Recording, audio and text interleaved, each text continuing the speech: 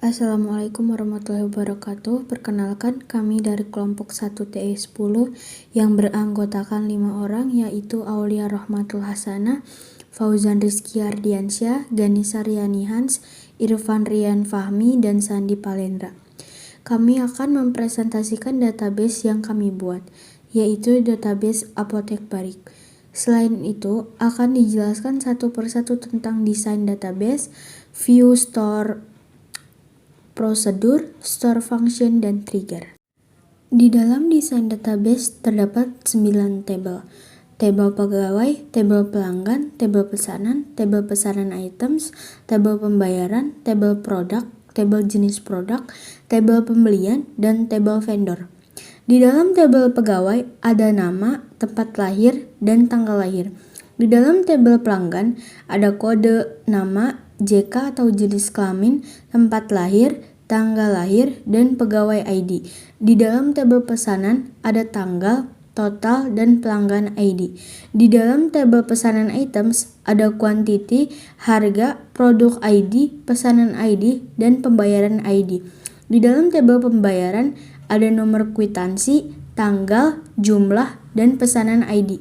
Di dalam tabel produk ada kode, nama, harga beli, harga jual, stok, min stok, jenis produk ID, dan vendor ID. Di dalam tabel jenis produk ada NM satuan atau nama jenis obat dan aktif atau status jenis obat. Di dalam tabel pembelian ada tanggal, nomor, jumlah, harga, dan produk ID. Di dalam tabel vendor ada nomor, nama, kota, dan kontak. Kali ini saya akan menjelaskan tentang view. View dapat didefinisikan sebagai tabel virtual. Tabel ini bisa berasal dari tabel lain atau gabungan dari beberapa tabel. Sebelumnya, membuat nama view dengan cara create view, bayar, underscore pesanan, lalu select kolom-kolom yang ingin dimasukkan. Setelah itu form pesanan A, lalu inner join. Inner join digunakan untuk menggabungkan beberapa tabel sehingga akan menampilkan data-data yang mempunyai nilai sama antar tabel dalam sebuah database. Setelah itu, cara mengeksekusi view dengan cara select bintang from bayar underscore pesanan. Lalu membuat view kedua. Pertama-tama membuat nama view dengan create view riwayat underscore pembelian, lalu select kolom-kolom tabel yang ingin dimasukkan. Setelah itu form pembelian D, lalu inner join produk A on D produk underscore ID sama dengan E.ID. Setelah itu inner join vendor F on E.vendor underscore ID sama dengan F.ID titik koma. Lalu cara mengeksekusinya adalah select bintang from riwayat underscore pembelian titik koma. Store prosedur adalah sebuah prosedur pernyataan program yang berisi logika SQL yang tersimpan dalam database server. Prosedur untuk mengupdate atau memperbarui harga underscore jual berdasarkan jenis produk tertentu atau jenis underscore produk underscore ID. Akan diberi nama prosedur pro underscore naikkan underscore harga yang memiliki parameter jenis produk ID dan presentasi kenaikan harga. Berikut sintaknya. Delimiter $$ untuk mengubah delimiter. Create prosedur pro underscore naikkan underscore harga untuk membuat prosedur pro naikkan harga. Pro naikkan harga adalah nama prosedur, buka kurung. In jenis underscore produk underscore ID integer. Jenis produk ID adalah parameter, integer adalah tipe data angka. In harga integer. Harga adalah parameter, integer adalah tipe data angka, tutup kurung. Begin untuk memulai. update produk set harga underscore jual sama dengan harga underscore jual ditambah buka kurung harga underscore jual dikali harga dibagi 100 tutup kurung, where jenis underscore produk underscore ID sama dengan jenis underscore produk underscore ID titik koma. Update untuk memperbarui produk, set untuk mengatur harga jual sama dengan harga jual ditambah dalam kurung harga jual kali harga dibagi 100 dalam kurung, where itu dimana jenis produk ID sama dengan jenis produk ID merupakan parameter yang digunakan.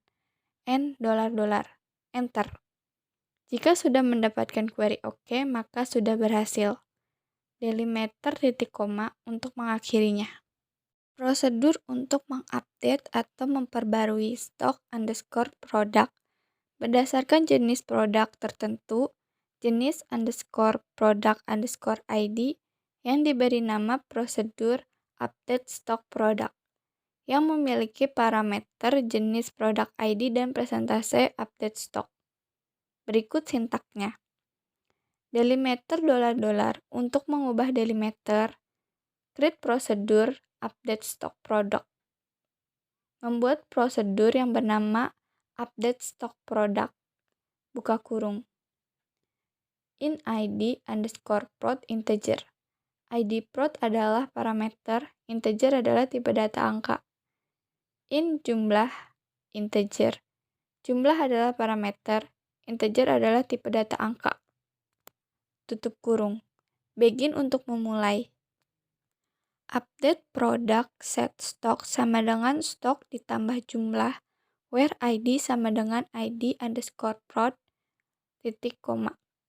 Update untuk memperbarui produk, set untuk mengatur stok sama dengan stok ditambah jumlah, where itu dimana ID sama dengan ID prod merupakan parameter yang digunakan.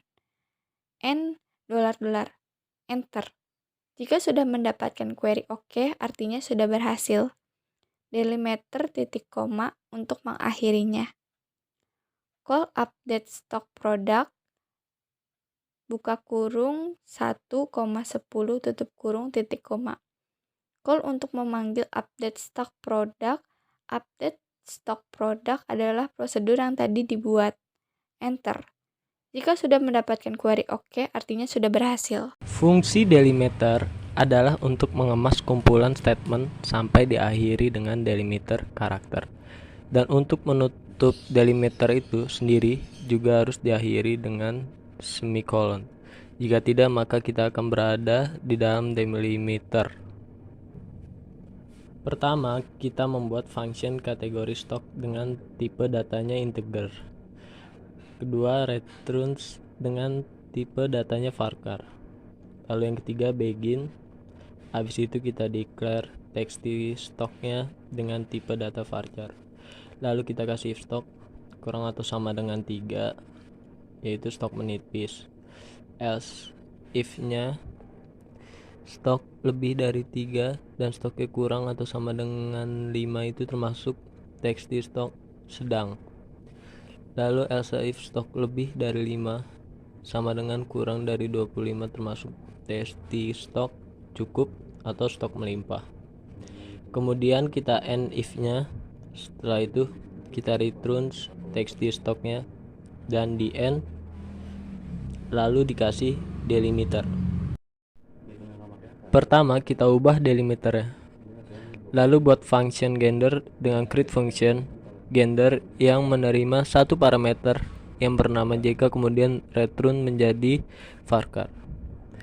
Lalu yang ketiga, tahapan selanjutnya begin dan declare sebuah variabel text underscore JK. Selanjutnya kita membuat fungsi if else menggunakan case. Nah, di dalam case ini kita buat aturan jika parameter diisi L, maka set value variable txt underscore JK menjadi laki-laki. Dan jika kelamin itu, maka set value dari variabel txt menjadi perempuan. Lalu end case dan return txt underscore jk. Kemudian end. Jika sudah muncul query oke, maka function sudah berhasil dibuat. Lalu tahapan terakhirnya, jangan lupa ubah delimiter menjadi titik koma. Oke, di sini saya akan menjelaskan tentang trigger yang kelompok kami sudah buat. Pertama-tama, sebelum menjelaskan trigger yang sudah dibuat, maka baiknya kita mengetahui apa itu trigger.